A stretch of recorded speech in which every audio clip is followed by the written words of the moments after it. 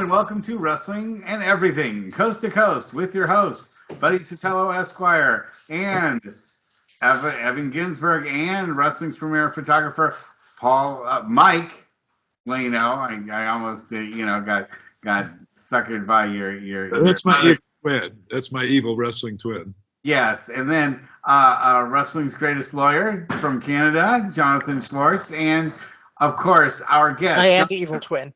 Yes. Would you like to introduce our guest for tonight? I would be delighted to. Our special guest this evening is Ray Lopez, the author of Lock Up Professional Wrestling in Our World. Ray is an avid, lifelong professional wrestling fan, as are we all. He's also an author and one of 3 lawyers on this week's panel. He has a Bachelor of Arts degree from Baylor University and a Juris Doctor from Texas Tech School of Law. Ray's a proud brother of the Omega Delta Phi Service and Social Fraternity. I happen to be part of Pi Delta Phi back up in Osgoode Hall in Toronto, Canada. Ray's been practicing law for 15 years and resides in San Antonio, Texas, much like the Heartbreak Kid Shawn Michaels, only Ray lives with his loving wife, son, and dogs. After gaining a wealth of legal experience, Ray naturally expanded his career to include writing about professional wrestling. Who hasn't here? When Ray's not being consumed by the world of pro wrestling, he enjoys spending time with friends and family, traveling, and he's an avid sports fan who can be spotted at many San Antonio Spurs games. Lock Up Professional Wrestling in Our World is his first publication, and we are delighted to have him on our show this evening. Well, that is quite an intro. That's all the time we have, everyone. No, just kidding. He's too overqualified for this show. Thank you. I just want to take a moment to Jonathan, what were you about to say? I just wanted to take a moment to suggest that this may very well be a first in the history of professional wrestling, that we actually have 3 lawyers on the show, which means we're guaranteed to have at least 10 opinions. Right, absolutely. Short of a Vince McMahon trial. And we'll see if someone winds up getting sued or sues someone as a result of this particular podcast. So anyway, thank you so much for joining us, Ray. Thank you all for having me. Pleasure to be here, guys. Great. So let me start out first, and let's just ask the usual form question, which is, how did you get started with your love of professional wrestling? How did it all begin for you?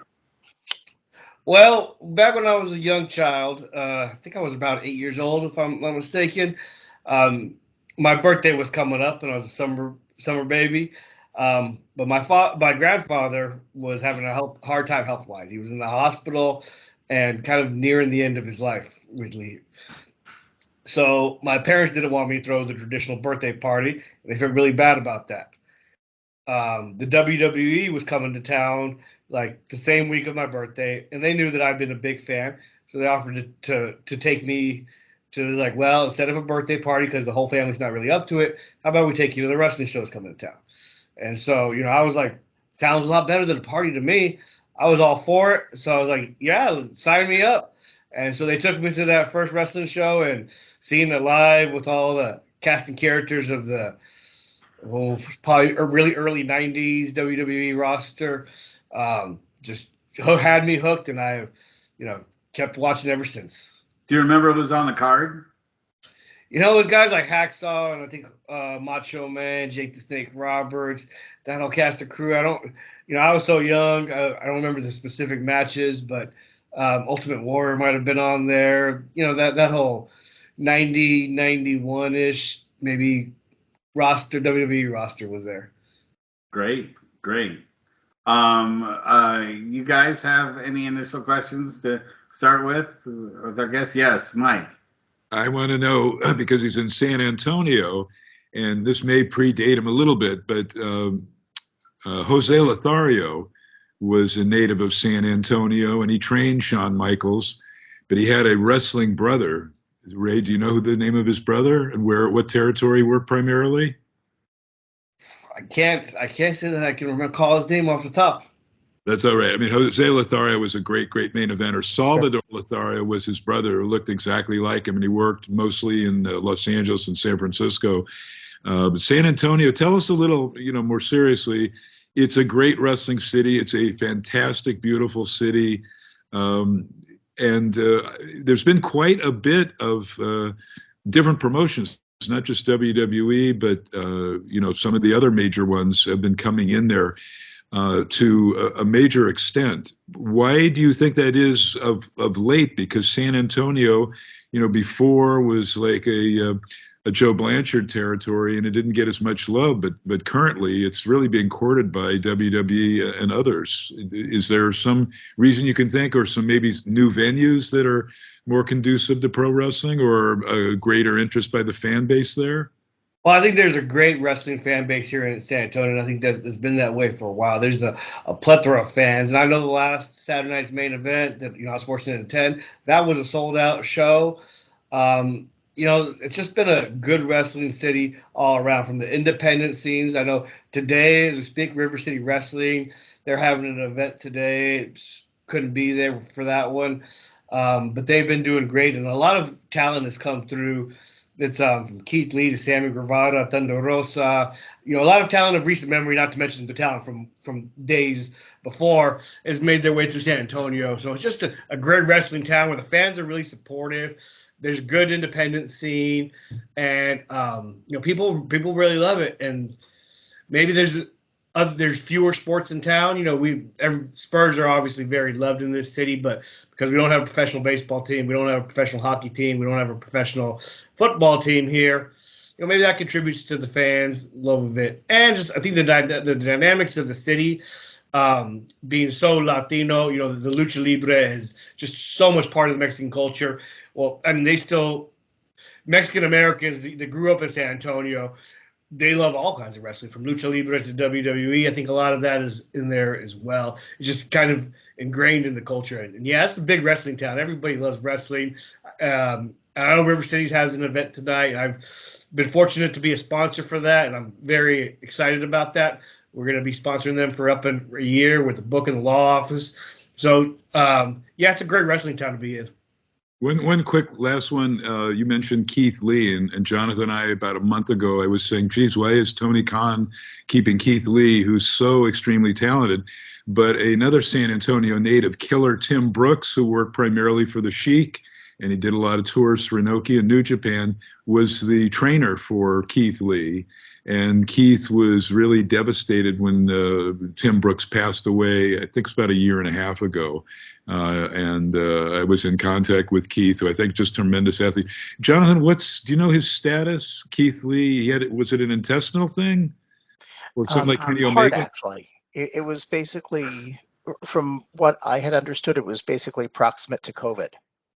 Wow. So a similar circumstance to what ultimately killed Bray Wyatt, that he had a serious respiratory issue and it migrated to his heart, and hopefully he's doing better now. You see him behind the scenes kind of walking red carpets for both AEW and WWE events. Hopefully he's on the mend. But I don't think that there's currently a timetable for his return. He did pop up on social media just recently because there'd been some discussion. AEW has just released a few talents, including Ricky Starks and Aleister Malachi Black and Miro or Rusev. And there was some discussion that Keith Lee was kind of in that mix as well, because he wasn't necessarily happy with how he'd been used during his AEW tenure, but he stepped in on social media to correct that record. And again, so far as I know, he's just still on the injured reserve list. And lastly, since we have three attorneys there, I hope you guys will, to whatever extent you feel comfortable, talk about the Vince situation, which is constantly changing by the week in terms of his legal issues. At some point in the show, if things drag a little, always tar and feather Vince a little bit. I think we throw Ray in at the deep end. I got no problems commenting on any topic, so Good for you. Did you watch the recent Vince McMahon documentary? Right. I did. What were your thoughts on it? I wish the family would have given more. I think the main thing I was looking forward to when I was watching that documentary was finding more of the family relationships, the family stories. We got some of that, about how he talked to Stefan to do some storylines that were just like crazy. I mean, there was parts of it that were eye-opening. I wish the family would open up more. I understand they want the privacy, and that's why they didn't share as many stories as they could have. But the new bits of information that we did get, I thought was pretty fascinating. How Vince was just consumed about wrestling above all else. Evan, do you have a question for our guest? Oh, sorry. Actually, I was just going to ask Greg, because I know in the book he speaks at length about the McMahons, and at one point he draws a comparison between the McMahon family and the royal family, and I'm wondering if you might feel like chatting that up a little bit. Yeah, sure. I mean, I think when it comes to professional wrestling, the McMahon family is it. They are the royal family, and whether they're tainted by scandal or what we do, we don't agree with what they've done personally. And whether Vince has all these issues, there's no denying that he is the most important figure in what modern professional wrestling is today. He's carried it all this way. The royal family is just super important. If the professional wrestling world were the whole nation, the McMahon family sits on top, and nobody's overcome that throne or taken that from them. I think it'd be very hard to do. Even now with the Triple H era, and the fact that's an offshoot of the McMahon family. It is really the McMahon family because they're all he's already part of the family. So, Evan, do you have a question for our guest tonight? Since we have 3 lawyers, we might as well take advantage of the cast that we have tonight. Why do you think that the recent McMahon charges just sort of disappeared? Was it a weak case, or do you think the woman received some kind of payment? I mean, is there any way of knowing? I suppose if she signed an NDA and got an ended a settlement agreement, there probably is no way of knowing if that's what happened, which could very well be the case. I mean, I think we can only speculate as far as what's going on with that. I mean, I understand it would behoove Vince to just put this whole situation behind him, even if he doesn't ever intending to come back into the realm of the WWE in a public light. The tarnish of his legacy is there, and the more he can distance him from himself, at least he can preserve that. And which I think would probably be one of the most important things to him is the legacy he's leaving in the world of professional wrestling. And at the end of every episode of that documentary, it fades to black and says, person X settled the lawsuit with Vince McMahon for, an undisclosed amount of money. I mean, every episode ends with that. So obviously in the legal world, money can buy over everything. When it's a civil lawsuit, you can pretty much make sure that money covers everything. Now, the criminal stuff would be of greater concern, I think, if Biden had won as president, because that would keep going on. But considering Trump and McMahon are good, close friends, I'm sure all those charges are now going to pretty much disappear. The ones that were going to be about human trafficking and all that stuff are just going to be totally gone by the wayside. Jonathan, your thoughts? So correct me if I'm wrong. And again, I'm practicing. Oh, Jonathan. I'm not even practicing. I'm up here in Canada, so we run things a little bit differently up here. But from what I'd understood, there were basically 3 concurrent issues going on when it came to McMahon lawsuits arising from the Janelle Grant allegations. The first was brought by the Southern District of New York. It was a securities case, basically arising from the fact that he allegedly appropriated company funds to pay off his mistress in the course of this non-disclosure agreement, that he was basically supposed to pay her off several $1 million, and where that money came from, because there's rules about using company money to pay for personal indiscretions. If he wanted to do it from his own pocket, that's his business. You're not allowed to basically appropriate or misappropriate funds from your business to pay off your personal stuff. But Jonathan, he's such a poor guy. No wonder why he had to, filter through his company. He's only worth like $8 or $9 billion. And the reason he's worth $8 or $9 billion is he doesn't expose himself, and he, takes advantage of corporate structures. That's hard. I mean, how many bankruptcies have Trump's corporations gone through, and that hasn't tainted him either, at least Jonathan, so far as that goes. Guys, before I lose my voice, when he allegedly paid off whatever in, what was it, 1982, 83, or 83, the Jimmy Snuka thing, and he, according to reports, allegedly brought in a box of money to have the charges dropped and not made public, the Nancy Argentino thing. What are some legal ethics issues there? Because, I mean, that should have blown up when that was revealed. It has nothing to do with all of this current scandal. So, respectfully, that is so off the page in terms of whatever the allegations may have been, and they've never remotely been tested, at least as far as I'm aware. Um, it was reported many, many years ago by Phil Mushnick, and I think it was Sean Assail who was also involved in the reporting on that.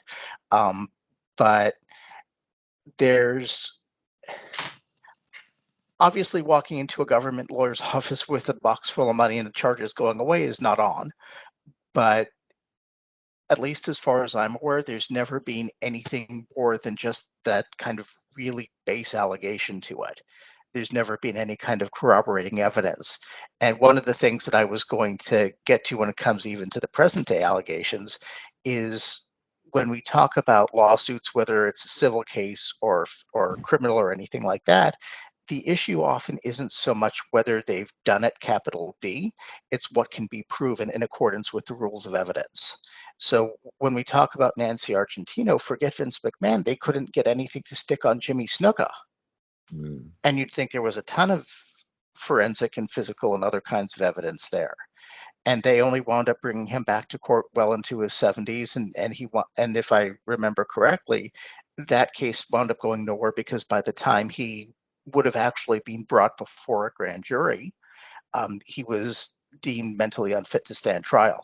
Ray would understand that better because he's an actual criminal lawyer. So, well, I would add when it comes to the settlements that I think a lot of times people are missing is that just because they offer a settlement or they come to terms or something and he's offered money doesn't necessarily mean that he's culpable in any way. He may or may not be, who knows, but for a public persona like Vince McMahon, who's got a lot of means, just paying off the problem so his name stops getting dragged through the mud, regardless of what he did and what he didn't do, might be worth just forking over some cash and settling it. That does happen. So. There's nuisance value that goes with that. Sure. Thank you, guys. So, Ray, tell us about your book and what is it about, and how did you go? What made you decide to write it? Sure. Well, the name is Locked Up in Professional Wrestling in Our World, and the project kind of started for me when COVID hit back in the day. It was a project that was a number of years in the making. So was this program, by the way. That's the program. This program came into existence for the same reason. Evan and I were stranded at home and couldn't do anything, and we were like, "Well, if it's the end of the world, we might as well get this program we've been talking about for years underway." And yeah, rather than blow my brains out, I could criticize guys like Vince McMahon and vent. So this program has always served its purpose. There you go. I was the same way. I was bouncing off those walls in the few early weeks, and I was like, I need to figure out something to keep me from doing that. And I was like, well, then I had the idea of writing a book about professional wrestling, and I really got into it and did all the research, and really was into the world of professional wrestling at some might even argue an unhealthy level, listening to the podcast, watching documentaries, watching old matches, reading books about it, just really getting into it to make the book that has come forward today. And Lockup, to answer the second part of your question, is really there's a variety of different topics that we talk about in Lockup. So it's there's standalone chapters, and it's just ready to collage together of all these different topics, from professional wrestling and acting, the world of acting in Hollywood, professional wrestling in the NFL. We talked about professional wrestling in the race. So each standalone chapter can be read, in a non-sequential order. Some of them are kind of just more focused on the world of professional wrestling, and some of them are kind of tied about professional wrestling in the greater culture of the world out there. Why did you choose the title Locked Up? It makes you think about, these wrestlers behind bars in a lot of situations, the criminal side of wrestling. Why did you choose the name Lockup? Well, because I think, and I understand that, I toyed with that a long time. but I think lockup symbolizes the professional wrestling and the greater pop culture world and coming together, in which is happening in a lot of the chapters where we talk about politics and professional wrestling and football and professional wrestling, things of that nature. So in that sense, it's lockup. And also it's for the reader to maybe a novice reader who's just getting into the world of professional wrestling to kind of join in and get connected to lockup. So there's a number of reasons for it. Well, we have an author in our midst here in Evan Ginsberg. Oh, I think we lost Mike for a second. He lost his voice and you lost Mike. Yeah, so that's just the four of us. But Evan Ginsberg knows a little bit about writing books because he just wrote one on wrestling and blackboards and acting. So, Evan, you have some questions about being an author to Ray. Sure. I wrote my book, Wrestling Rings, Blackboards, and Movie Sets, because it was cathartic, and there's probably 36 friends and family in the 100 stories that I lost, and several were during the COVID period. So that's why I needed to write that book. Not even worried as far as sales or any of that. It was really something I just needed to do. What was your motivation beyond having the extra time because of COVID? Things had sort of shut down. What was your rationale for doing all that work? Because a book is an awful lot of work. Sure. So there was a few. I'd say there's two parts to answer that question. One is just I love professional wrestling, and I think if it was a way to give back to professional wrestling, I'm all for it. So my love of professional wrestling was definitely one of the main drivers. And the second one was when I was looking at books, I try to make lockup a little different by incorporating charts, graphs, timelines, illustrations, visual mediums, and by having the independent chapters, so you didn't have to read it the whole book. You just read chapter 7. It was non-sequential. So I wanted to make a different type of book out there than what I'd seen. I was familiar with a lot of wrestling books. I haven't seen anything like that had the visual aspect to it, that had the charts, the graphs, all that stuff. I thought that would be a fun take for the fans. And for some fans, especially in this generation that are visually, driven and may not read as much as others, I thought this was a great way to get them to come into the world of professional wrestling and read about it. So that was kind of my main motivation. I think I can make a book that's very different from what's out there. Now, you wrote a chapter on wrestlers and football, and I'm curious to get your opinion. Who is the greatest, in your thought, the greatest football player to transition over to professional wrestling, and why? Well, are we talking about like one-time events, like Lawrence Taylor coming in from WrestleMania? Would that be it? Or are we talking about like Mongo McMichael or Big Cat Ernie Ladd, who had an actual a career? Probably. Who do you think had the best career as a ex-football player to then go to the WWF or AWA or NWA or so forth? As an ex-professional? Ernie Ladd, I guess. Are we counting, does Brock Lesnar count because he made a roster? Do those guys count? If they make a roster but they really don't have an NFL career? It's tough to quantify who are we counting, who fits that. If Brock Lesnar counts because he got to try out with the Minnesota Vikings, then maybe Brock Lesnar, probably. Hacksaw Jim Duggan because he played for the Toronto Argonauts. There you go. Evan, your thought? Ernie Ladd and Wahoo McDaniel was, names in wrestling and football. So that's what first pops into my head. You have all those Texas guys who played football, even Terry Funk, but they didn't, Terry Funk didn't make it to the NFL, right? No. Vader was a big guy in college, and so, of course, The Rock was as well. And there's another Canadian football player. And the Calgary Stampeder. Yeah, I was going to say another Canadian football player for you is The Rock. So why do you think football and wrestling have such a strong relationship with each other? Because there are a lot of wrestlers who were former football players. Why do you think that, more than, say, you see more wrestlers that were football players than you see wrestlers who were MMA guys or I mean, that has changed a little bit more, but really, you see the football being the major like feed-in for wrestling. Why do you think that is, Ray?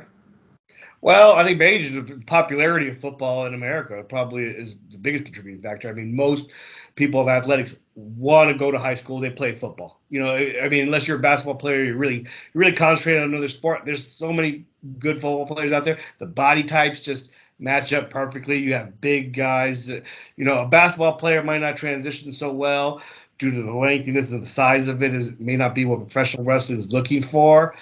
The MMA world, I think that would be a good transfer, but I think the size, was such a big deal and still is, and for a lot of people, football is a natural sport. It's contact, it's lifting. I think just a lot of the same things just transition over. My personal opinion also is that I think that the fact that football is a team sport, and in wrestling, you think that wrestling is an individualized sport, but it really is a team thing. Well, especially when you go traveling places and everybody has to pull together to make a show happen. Whereas MMA guys are definitely on their own and they don't really think much about, getting the rest of the organization to work or getting their opponent over or anything like that. They don't think about being, they're their own team of guys that they work with, but they don't really work together as a team when they're putting on a production or a show. Yeah, that's a great point. I think relying on each other's safety, you're relying on your opponent's safety inside the wrestling ring. In the football field, you're relying on your teammate's safety, to get that block to you, make sure you don't get blindsided. Yeah, I can see that. Excellent point. I think football, too, there's a bit of an affinity network going on. I mean, if you happen to go to West Texas State University in the 1960s, 1970s, you're rubbing elbows with the Funks and Tito Santana and the Blanchards and Stan Hansen and Bruiser Brody and any number of people. It's the same way as if you lived in Robbinsdale, Minnesota around the same time, and you're going to high school and you're going to college with the Road Warriors and Kurt Hennig and Rick Rude. Hennig alone is an in. Or Barry Darsow. So my question, is part of that. I'm not really a football fan. I just watched the Super Bowl halftime. Which of those guys? Yeah. Which of those guys actually made the NFL? I honestly don't know. Of who? Of the West Texas State guys, because they were all great. Santana wrestlers. Was on the Chiefs. Yeah. Who's Ted that? DiBiase, I don't think made the NFL, but he was in that cohort as well. Okay. But Ted DiBiase had the in anyway because his dad was a pro wrestler, and his mom, for that matter.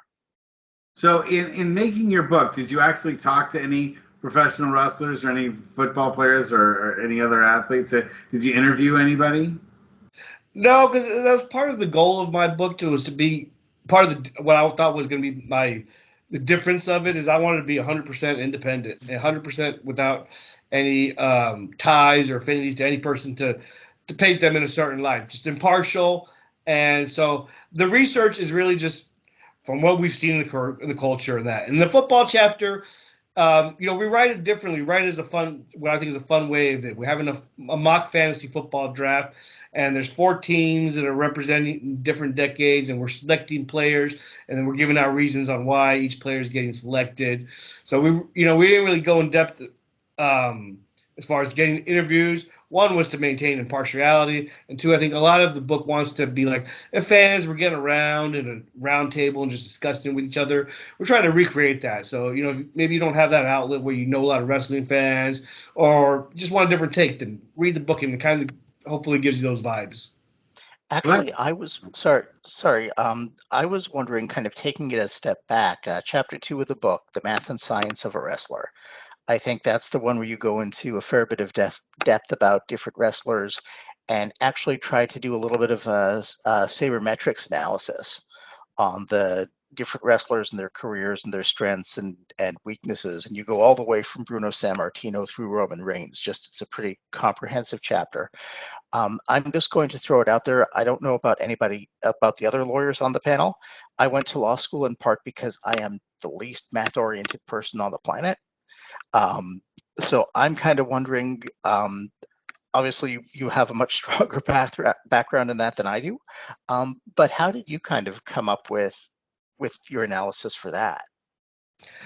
just brainstorming over time, working it out and tweaking it to where I was like, well, how I just had the question, how much time did, say Ric Flair or Hulk Hogan or one of these guys that the whole world knows, how much time did they spend as a champion? And then I started expanding to different questions. Well, how much time did they spend as the main champion, the Intercontinental champion, or a third belt or a tag belt? So, the idea just kind of grew. It's like, well, let's calculate how much time they spent. And I said, well, it's kind of unfair. If they took years off, that time shouldn't be added. So we subtracted times that they weren't an active wrestler and kind of just big exercise in nerdum and came up with the whole self equation on this is what we're counting. These are the rules we're counting. These are what we're not counting. This is how I'm counting it. And we're just going to analyze his career so the average fan can pair them, look them next to them together, do a compare. Like, well, I wonder how the Rock compared to Hogan, or how does Undertaker compare to Andre, or how does Ric Flair compare to Roman Reigns? What are the numbers saying? And so I thought it'd be a fun exercise for the fans would be interested in that, and that's kind of how it came about. And I like that chapter. I'm very proud of that chapter. It took a lot of time to do every one of those graphs. We worked out all the math, and then we double worked out all the math to make sure got it as accurate as possible. I'm sure there may be an error here or there, but it's a really fun chapter. Not to kill sales of your book, but I am curious, in your opinion, what do you feel sabermetrics wise, or statistically, is the greatest era of wrestling? Well, that's a complicated question. And you hear right now, wrestling is hot as it's ever been. They're making as much money as they've ever been. There's more people are watching than they've ever been. But you never hear the fact, the reality of the situation is like, well, there's more people on the planet right now than there was in the 1990s. Well, the value of a dollar right now is not the same as the 1990s. So when you're saying we're making more money than we've ever made before, which is true, is that really saying we're the best era of all time? Well, I mean, it would be a very complex analysis to come and figure it out. Like, well, we'd have to compare what was the value of the dollar, what was that, what's the cultural significance of that. I mean, I would say it'd be hard to top the Stone Cold era. I think that was probably the hottest it's ever been. You had two promotions that were running white hot, that were all over pop culture, that were showing up everywhere, that all the youth knew about. I would say that would be the era of ultimate peak relevancy. And that's my gripe when people say, well, they're making more money now than they've before. But well, let's do the math and how much Then, is it compared in to your that? opinion, or by your statistics, does that make Stone Cold the best champion during of all time, because he was part of that? He was sort of the head of that whole era, and you just named it the Stone Cold era. Does he wind up being, in your analysis, the greatest champion? Not necessarily, and I would, Stone Cold is definitely up there as one of the greatest champions, but you had a lot of other players that, with The Rock there and the NWO with WCW was doing as well. It was just more than Stone Cold. Stone Cold's a fantastic champion. I love him, as you can see by the Austin shirt that I have on, but doesn't make him the greatest champion of all time.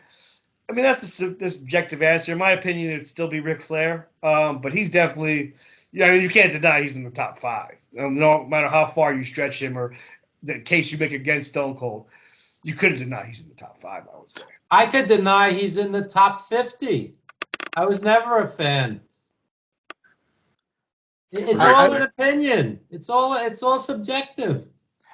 So hang on. I was just going to suggest, and I am a Stone Cold fan as well, but Austin's biggest programs, the whole multi-year feud he had with Vince McMahon, was predicated on him chasing the title, not being the champion. He's like a 5 or 6 time champion overall, but if you look, even according to the metrics that Ray lays out in his book, he just was. The money for Austin wasn't him chasing the title; it was never in him as champion. if you want to look by longevity of any of his reigns, there's people who held it a lot longer. If you want to look at total number of reigns, there's people who had a lot more. I agree with Flair. I think you could make a case for Hogan. I think you could make a case for certainly for San Martino. One of the things that really struck me as I read that chapter is it's tough to reconcile what wrestling became from the 1980s on, and then in the explosion in the mid 1990s, and then the surge in popularity that we have today. Each one of those was presaged by really key changes in mass media overall.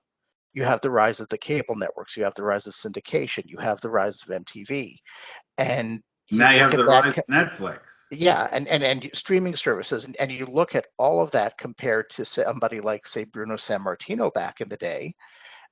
It's all the same. It's nominally the same company, but Bruno worked a lot more frequently, covered a lot less physical geographical area, and at the time it was the biggest of many, many independent territories, and he was the star, and it was driven by, specific audiences across the northeastern United States primarily, and a few other cities as well.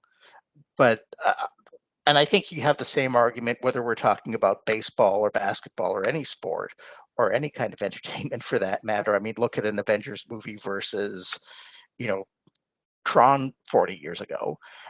The nature of the beast has changed. And I don't know how you draw a fair comparison between Bruno Sammartino holding the WWF title for 7 years and another 4 on top of that versus Steve Austin, who's, if his total combined championship days count for a year, but who had more impact over a longer period of time.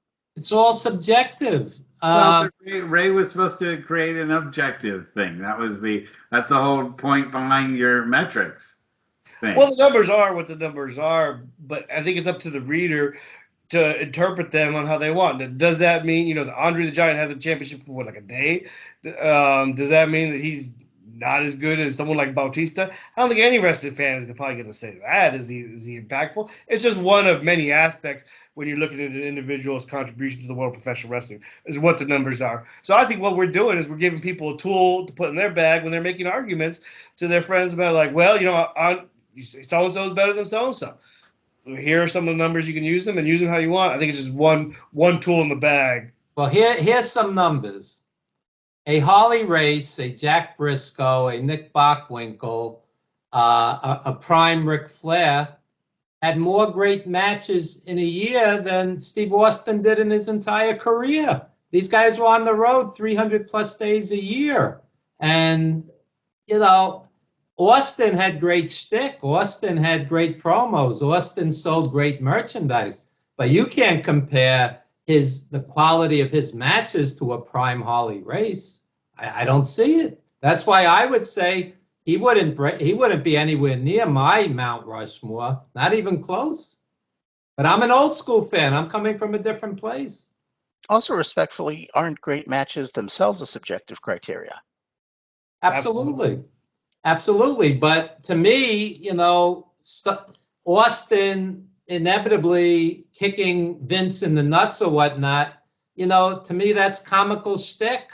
Harley Race was an artist. To me, it's two different beasts entirely. So I was just never that big an Austin fan. I'm not even that big an Undertaker fan. I know that's sacrilege to some, but I want to see two guys wrestle: Jack Briscoe, Dory Funk Jr., Billy Robinson.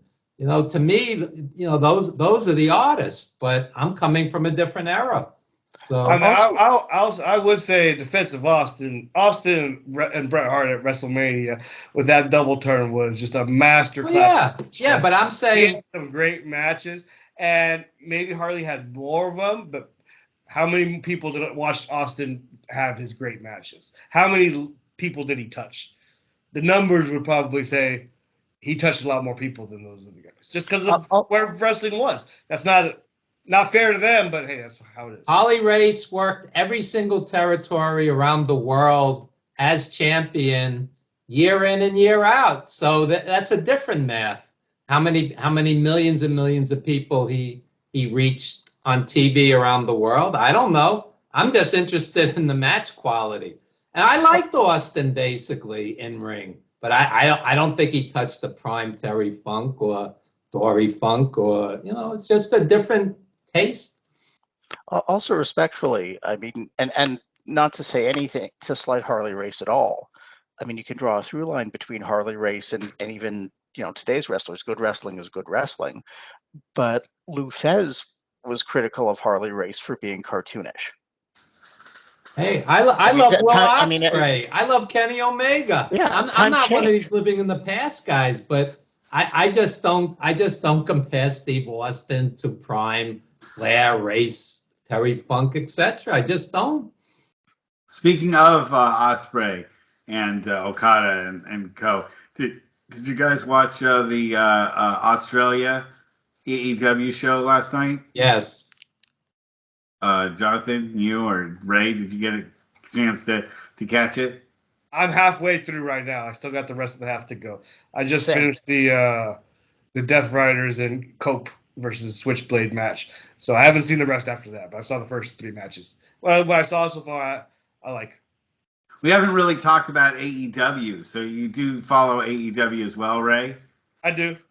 And what are the things that you like about AEW, and maybe what are things that you think should maybe change a little bit about AEW if you were in charge of it? Some of the matches they put on are second to none. They've had some great technical matches with some fantastic wrestlers. That is the main thing I like, and I like seeing as many different wrestlers as I can. And AEW is a place for that. What I don't like, and I never have liked, no matter what promotion does it, is too realistic violence. The plastic bag over Brian's head, don't like that. I don't like when people carry blades of any kind, whether it's a knife or a scissors. I mean, to me, once you start getting into that territory, we're one step away from carrying. I mean, if somebody's carrying a knife at me, I'm not gonna put him in a headlock. I'm gonna shoot him. So that's just, it's getting too real. I don't like that. I think they should stick away from the type of violence that gets in that realm. And they need to slow down some of their storylines. I think they're trending that way. And currently, I'm hoping they find something better for MJF to do. Or do you think MJF may just say, hey, like a lot of other guys, and pick up and move over to the WWE? I think he should, and I think he will. I think he needs to. I mean, unless there's a dramatic change in AEW, I think he's almost done everything that he needs to do. And just like wrestling back in the day, when you've worn out your welcome in a territory, it's time to move on. I think that's it. I mean, he's fought all the big dogs that there is to fight out there, and there's a whole world in WWE that would be great with him. I thought when he re-signed that last time was perfect, because they just got punked. They still had Brock. WWE had an embarrassment of riches. He ran a shot of just being stuck in the middle car somewhere. But now I think, as he continues to have, we can see how great he is. I don't think he'll get treated that same way. I think next contract, time to make the move. Now, I've got to ask you about your wrestling collection behind you, the figures that you have behind Yes, you sir. on the shelf. So, who is your favorite? What's your favorite one out of your collection back there, if I can make you choose? Well, a guy in the center there is Shawn Michaels in the center ring wearing the championship, and call me a homer, but Shawn Michaels the Shawn Michaels with the black tights from the original Hasbro series. I would say would probably be my favorite ones, just because Shawn Michaels was one of the greatest. He's best in the ring of all time ever, I would say. Definitely in the top 5 professional wrestlers of all time overall. And he's a San Antonio boy. He's San Antonio. I gotta love him. So I'm putting Shawn as Did you watch him back in the AWA as part of the Midnight Rocker team? Well, I mean, on tape, I've seen some of the matches, but when it was happening live, I was very young.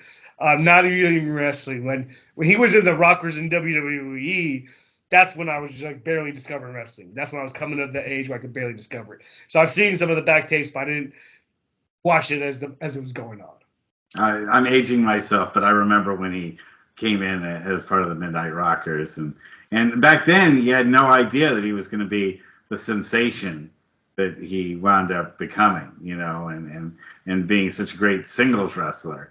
because he's so associated with tag team wrestling for so long. But it's interesting that yeah, you always think fondly. I mean, Evan always thinks so fondly of Bruno Sammartino, and I always think so fondly of Ray Stevens. And Shawn Michaels was great. We agree there. Shawn Michaels was amazing. Yeah, I mean, in the ring, absolutely. I'm not sure about him as a person outside the ring. That's a bigger question, because I've heard a lot of stories. You could say that about a ton of guys. There's that line: are you going to support them or not? And yeah. Michaels was no Boy Scout. So also, I want to know: have you gotten ever involved in any of the indie scene in San Antonio? And if so, what indie feds are you a fan of in San Antonio? Well, River City Wrestling is the one that I'm majorly a fan of right now. I just, my day job as a lawyer, I just entered into a partnership with them while I'll be promoting at their events that they'll be holding throughout this year. So definitely River City Wrestling, check out their shows. Anybody in San Antonio, highly recommend them. A lot of great talent has come through there. They got some great talent working now. So I try to stay in touch with the indie scene as well. Here. If you're part, or if you're working with River City Wrestling, you could send people our way. We'd love to have them on the show and interview them and help promote their matches. So get the word around to them that they're always welcome as a guest on Wrestling and Everything Coast to Coast. Jonathan, do you have an additional question for Ray? Sure. I actually wanted to get to another couple parts of the book that I thought were interesting. You actually write at length about the issue of how women are treated in wrestling and more broadly, race in wrestling. And I'm wondering if you wouldn't mind sharing some of that, because I thought that you actually had some interesting takes on that. Right. Well, when we came to the race chapter, I didn't want to really delve into the behind the scenes stuff, the stuff that somebody had interviewed to.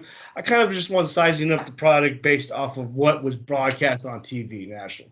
Now, of course, you have to keep in mind where the norms of the time were as we're going on there, and things have been progressing. So that's kind of how I wanted to shine a light on it. I think we spent a good number of time talking about the infamous Piper versus Brown news match. I don't know if you can still see that one on Peacock now. I remember for a time there, WWE Network took the match off. I hated that. I absolutely hated when they take off that match. I mean, throw up a disclaimer if you want to. Totally fine with it. But it happened, and it needs to be recognized it happened. Who are you making feel better by taking it off? I mean, what segment of the population is feeling better about that? People need to know what happened, and it shouldn't be forgotten about. And I think sometimes we run the risk of big corporations like the WWE, of course, like any corporation, they want to control the narrative and frame things in the way they want to frame them. So if there's any negative racial stuff, negative stuff with women, they're not looking to shine a light on it. And sometimes they even go so far as ending it out of their past programming. I mean, that should never be forgotten. The stuff that has happened and been broadcast to the world. And there's no disputing it happened when it's broadcast to the world. So we go into length to talking about some of these moments, from the bad gimmicks that they had with Dusty Rhodes and Kamala, his gimmick, Kamala, the controversy of there, and a lot of the moments such as the Piper Brown news match that have made you scratch your head.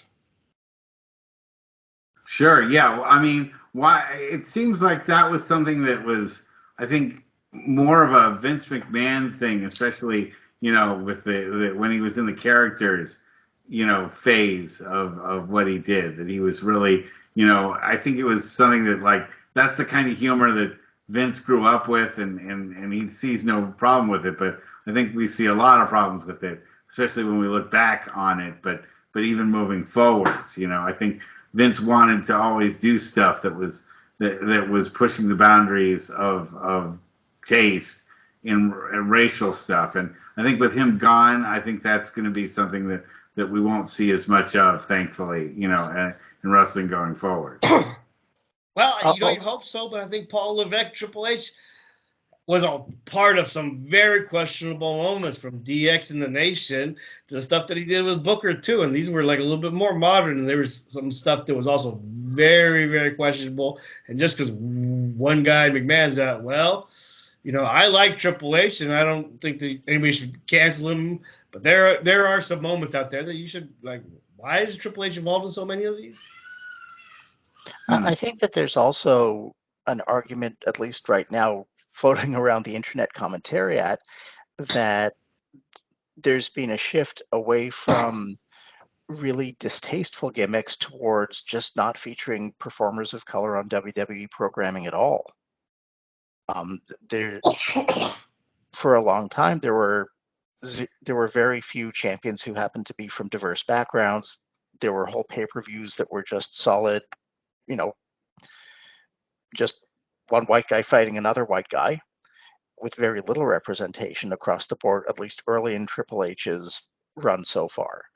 And a lot of other performers seem to have fallen by the wayside. I think there's always been a sizable presence of, especially if you look at the Samoan, faction, and now obviously you have, the bloodline thing is has nothing to do with white people. Let's just put it that way, and that's been something that's been going on for like about 4 years has been, constant sort of thing. And I think you've seen a lot of lucha wrestlers being introduced, so you're seeing a lot more of that. Is that something that you think is going to become more mainstream? It used to be that lucha stuff was really kept on a separate platter from the WWE and AEW, and now I think you're seeing a lot more of that merge, with the Lucha Dragons and other folks. What are your thoughts, Ray, on that? You're mute. You put mute, Ray. Ray, your mute is on. Uh-oh, Ray.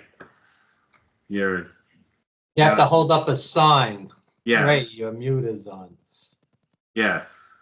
Well, let me while he's straightening it out, let me just say they're pushing Penta. Penta's a great luchador. Got to give him credit there anyway. Right. Well, you're seeing more guys, lucha's not just fighting lucha wrestlers now. You're seeing them. No, Penta's been in there with, the regular guys, not just the luchadors. They're really pushing them, and the guy's great. And not to say they didn't squander tons of great luchadors, including Mystico, who was a headliner in Mexico, but maybe they're learning from their mistakes. Sure. There you go, Jonathan. You're still muted, Ray. Okay, try sign language, Jonathan. Yeah, Yes. Yeah. Russell is cleaning his ear. Yes. Uh-oh. It looks like we have some kind of weird technical difficulty. I'm not sure what it'll take to get Ray on here, because we're just about getting ready to wrap up too. So I wanted to be able to promote. He's lucky that doesn't happen in the courtroom where suddenly he's muted. Hey, Zoom stuff. You'd be surprised. Sometimes that would help. Yes. Yeah, and Zoom technical issues happen all the time with court stuff, because a lot of court hearings now are through Zoom. A buddy of mine was having tech issues with his computer, and he literally tossed it out his window. He got so frustrated. And then the management, there was a co-op, fined him $500 because they go, "Are you out of your mind? That could have fell on a dog or a person walking a dog. You can't throw your computer out the window." That's a true story. I think we got Ray back. Well, My back, guy. Sorry. You're back, Ray. Oh, good. Yeah, quickly, sorry about that, but to answer the question, yeah, I think it's a more diverse time than it's ever been, and I think that's just going to, the cream is going to rise to the top, and people like all kinds of things. And I think people in society in America are more accepting now, maybe more than they have been in a long time, where it doesn't matter the color of your skin or your background. Hey, if you're entertaining, if we like your matches, if we like what you're doing, if you're making us there, get to that warm and fuzzy place, we're gonna go for you. Wherever the fans go, I mean, the company is gonna follow. Well, let me play devil's advocate for a second. They just released Cedric Alexander, and to me, that's a great technician, great wrestler, great in ROH, and WWE couldn't figure out what to do with him. So, at what point do you future endeavor creative for not being creative when you have somebody that talented and they can't find a spot for him? Like Gallows and Anderson, they blew a second time around. I'll tell you Gallows and Anderson story. I know there's a lot of talk about, well, it's creative. I think there's a lot of truth for the wrestlers that, like, no matter what they give you, you gotta swing for the fences and make it count, and you gotta connect with the audience. You gotta find that way. People like Chelsea Green, they were getting nothing, but then found a way to do that. You see that with Harley Cameron now, her little puppet, her little Mercedes puppet. They're finding ways to connect. And that matters more than having 5-star matches or 7-star matches or anything like that. It's connecting. Now, what about the night I was sitting at Madison Square Garden? Gallows and Anderson come out. They sing a song with Elias and never come back the rest of the night. And if you're not even provided the forum to have a match because they've turned it full circus, then how is it the wrestler's fault? What you get, and you don't need a match to connect with the audience. You don't need a match. You just need a little bit of TV time and a promo, and if you can find a way to make it happen. And if you can't, then that's got to fall back on the wrestler. Ultimately, they're the ones that are going to have to find a way. Sometimes creative definitely makes it more difficult for some people than it does for others. There's no doubt about it. But you take your Chelsea Greens of the world. They will find a way to get in there. They will find a way to connect. They will find a way to maximize those 2 minutes they get. That'll turn into 5 minutes. That'll turn into a match, and they just keep building upon it. Got to find a way. Just to kind of bring things full circle for a second, I think the best example for that is Stone Cold Steve Austin. Stunning Steve Austin in WCW had tons of great matches. He's a tremendous in-ring worker when he's motivated and working with somebody great or even good. He only wound up becoming the kind of brawler that we know because of injuries. He had a neck injury and he just couldn't pull off the kind of technical moves. But he had regular 4- and 5-star matches throughout his tenure in WCW and was roundly ignored. He came over to WWE and was roundly ignored when he had that silly ringmaster gimmick, which was based on him being a great in-ring worker. What got Steve Austin over and what turned him into the guy who's still selling T-shirts 25 years after the fact is Austin 316 at the end of King of the Ring. When nobody was giving him a time of day, he had 2 minutes to make a speech, and he hit it out of the park. He still had to back it up, but the fact is that this was an opportunity that only came his way by accident. Triple H was originally booked to wing that King of the Ring, and he wound up getting cast aside because he was in trouble over backstage stuff with the Click. So I guess I think it's a mix of both. I guess Gallows and Anderson should have taken singing lessons then. They would have knocked it out of the park that night. Yeah. Well, they got over huge with it as part of Bullet Club in New Japan. It just for whatever. But that also involved having good matches. Yeah, having them big books for good matches and letting them work. But that's also being in NJPW at the time, which I'm probably being unfair because there's a language barrier in terms of getting to what the promos in NJPW might be for me. But NJPW was built on the great wrestling as opposed to the extracurricular stuff. It's a different audience and it's a different form of wrestling. And it's great that, especially via Ring of Honor and now AEW, we have an opportunity to see all of these different kinds of wrestling, and that these people have more different places to work and to ply their trade and to be, the I hate the expression, but the best version of themselves in front of an audience, hopefully that can appreciate them. But I don't think the fact that the WWE audience and the AEW audience are going to privilege different parts of a wrestler's performance is a bad thing. I think it's good that there's more things that we get to watch as fans. Ray, I'll let you have the last word, and then we can wrap up, and you can tell everyone how they can purchase your book and access you on social media. So, Ray, go ahead. Well, again, guys, thanks for having me. I think if anybody checks out the book, it's going to be something very different than the other types of professional wrestling books that they've seen out there. It's really a book to be digested in small amounts with lots of illustrations, timelines, graphs, a lot of information in there, a lot of cool stuff in there. So I hope everybody can check it out. You can find it on Amazon, Barnes & Noble is available now. So wherever you find your books, look for it, Lock Up Professional Wrestling in This World. And I think it's a fun read on a lot of different topics, from the presidents of professional wrestling, who's in charge for whichever 4-year period, to a match Hall of Fame where we kind of dissect some of the legendary matches that all of us fans know about.